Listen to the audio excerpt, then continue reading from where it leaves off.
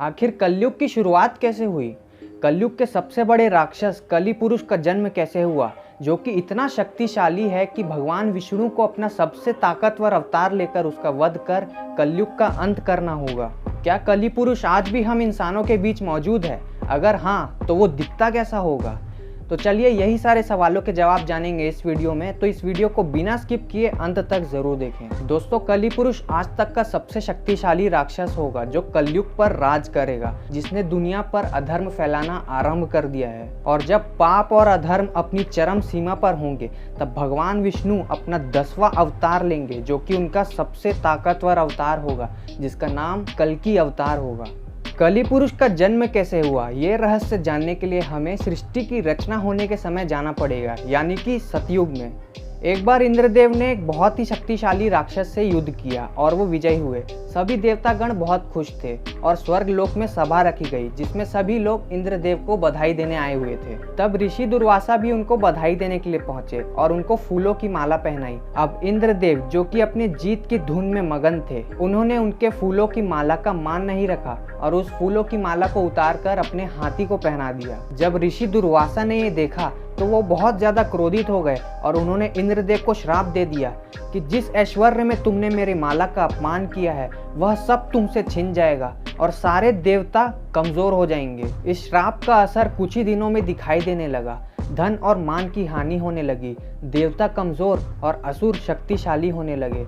तब सारे देवता भगवान विष्णु के पास मदद के लिए पहुंचे। तब भगवान विष्णु ने उनको समुद्र मंथन करने को कहा। भगवान विष्णु ने बताया कि देवताओं को शक्तिशाली होने के लिए क्षीर सागर के अमृत की आवश्यकता पड़ेगी। अब परेशानी ये थी कि देवताओं को समुद्र मंथन के लिए असुरों की भी आवश्यकता थी। अब क्योंकि देवता कमजोर थे, तो उनमें से सबसे शक्तिशाली इंद्रदेव ही थे। तो वो असुरों के राजा महाबली के पास पहुंचे और उनसे समुद्र मंथन के लिए मदद मांगी। पहले तो राजा बलि ने देवताओं को मना कर दिया, क्योंकि उनका मानना था कि देवता उनके साथ छल करेंगे।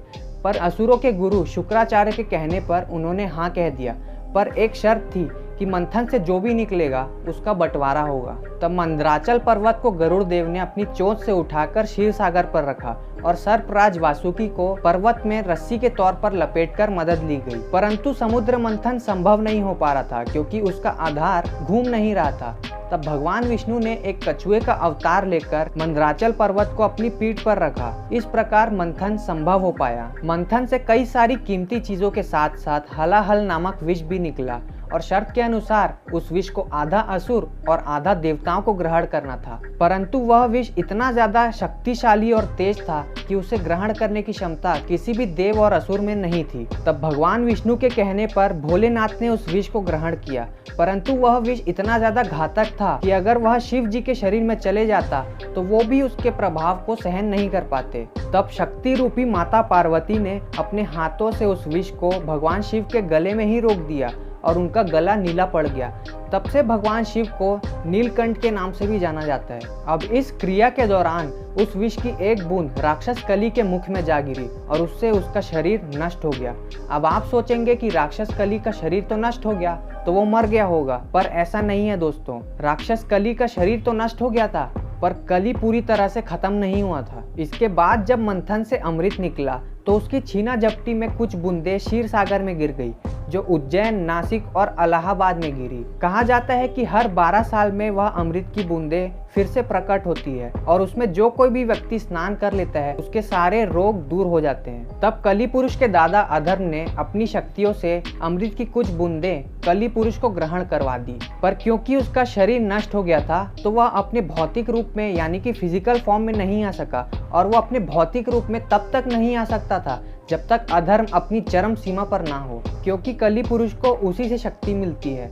अब सतयुग में वह अपना अधर्म फैला नहीं सकता था, उसके बाद त्रेता युग में तो बिल्कुल भी नहीं फैला सकता था, भगवान राम का युग था। उसके बाद द्वापर युग आया, जो कि भगवान श्री कृष्ण का युग था। अब कली पुरुष भगवान श्री कृष्ण के होते हुए अपना पाप और अधर्म फैला नहीं सकता था, और श्री कृष्ण के जाने के बाद ही उसने अपना पाप और अधर्म दुनिया में फैलाना चालू कर दिया और कलयुग की शुरुआत हुई।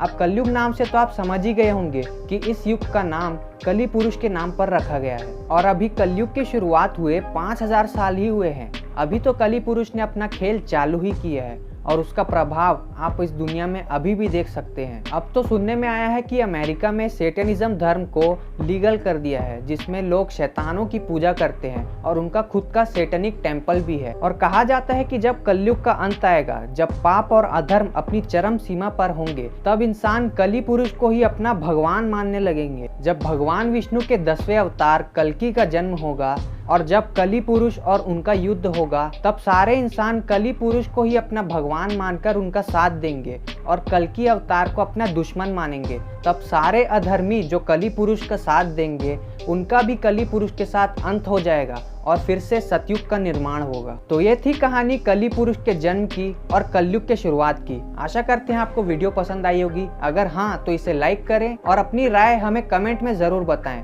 ऐसे ही और इंटरेस्टिंग वीडियोस के लिए हमारे चैनल को सब्सक्राइब करना बिल्कुल ना भूलें। तो मिलते हैं नेक्स्ट वीडियो में एक नए इंटरेस्टिंग वीडियो के साथ।